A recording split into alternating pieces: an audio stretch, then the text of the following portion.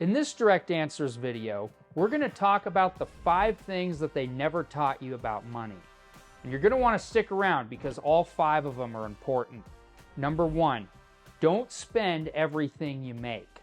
When you get a paycheck, it's important to set aside some of that paycheck to save and invest. Now, this number can be 10%, or if you can afford it, it could be 90%. It's up to you. So, for example, let's say that you were to get a paycheck of $1,000. If you were to set aside 10% of that money, you would put $100 into a savings account.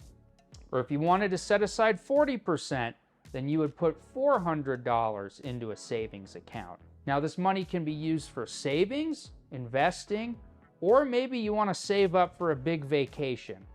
So when you get a paycheck, it's important that you don't spend every penny of it. Number 2, know the difference between an asset and a liability. An asset is something that puts money into your pocket. And this could be something like owning a stock that pays dividends, owning a business, or owning a rental property for real estate. On the other hand, a liability is something that takes money out of your pocket. And examples of liabilities can be car loans or mortgages on your personal residence. Number 3, have a second source of income. Now, most people have a W2 job. This is where you work for somebody else and that somebody else pays you a salary. And when tax season comes around, you fill out IRS Form W2 to report that income. This may sound great because you have a steady stream of income coming from your employer. However, at the end of the day, it is only one source of income. And on top of that, you're going to have to pay employer and employee taxes on that income. Now, it's certainly helpful to have a second source of income. But what could that second source be? Well, one example of this can be stocks. And this is because stocks can pay dividends and stock prices can appreciate in value over time. But in this video, I'm not going to tell you the best stocks to buy now, only that it could be good for you to have a stock that pays you dividends, and those dividends can be a second source of income. Another example of a second source can be from real estate assets. If you have a rental property, that rental property pays you rental income, and on top of that, the property's value would increase over time as well. Those are assets that put money into your pocket. Another example of a second source of income is owning an interest in a business. And this can be helpful because if any dividends or distributions are distributed out of the business, you get another source of income that way.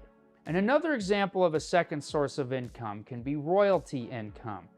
This income can be from books, movies, music, or any other copyrighted material. Number 4, know the difference between good debt and bad debt. Good debt is debt that somebody else pays off for you.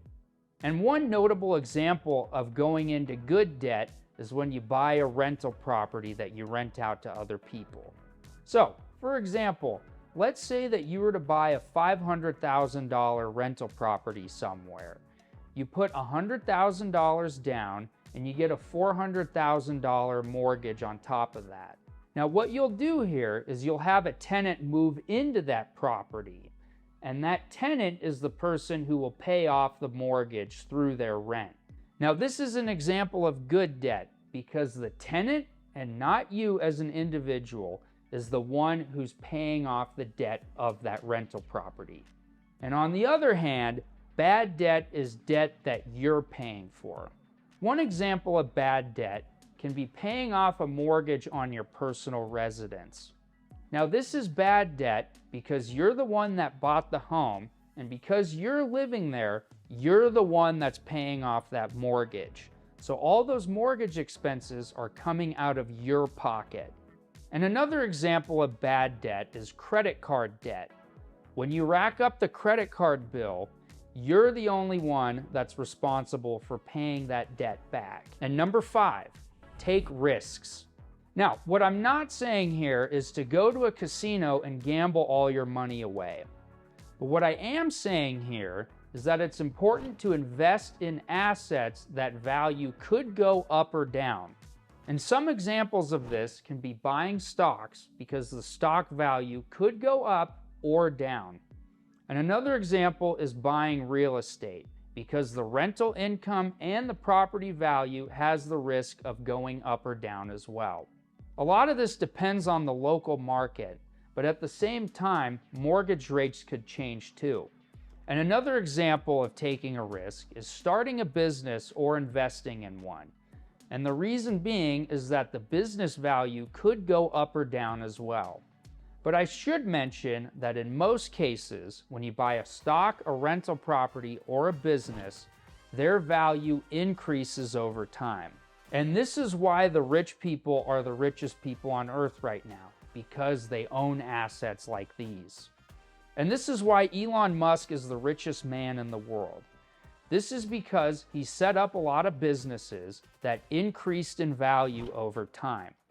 And as you can probably guess, he also owns a lot of Tesla stock too. So when you take risks by acquiring assets, you'll have more money over time and your net worth will increase. I also have a new book called The 5 Tricks to Teach Your Kids About Money. You can download the book for free by clicking the link in the description below. If you're looking to start a business, you can schedule a free 15-minute consultation with us at Corporate Direct by also clicking the link in the description below. And as always, please make sure to like, subscribe, leave a comment, and turn on that notification bell. And I should warn you, the contents of this video are not legal advice and no attorney-client relationship has been formed.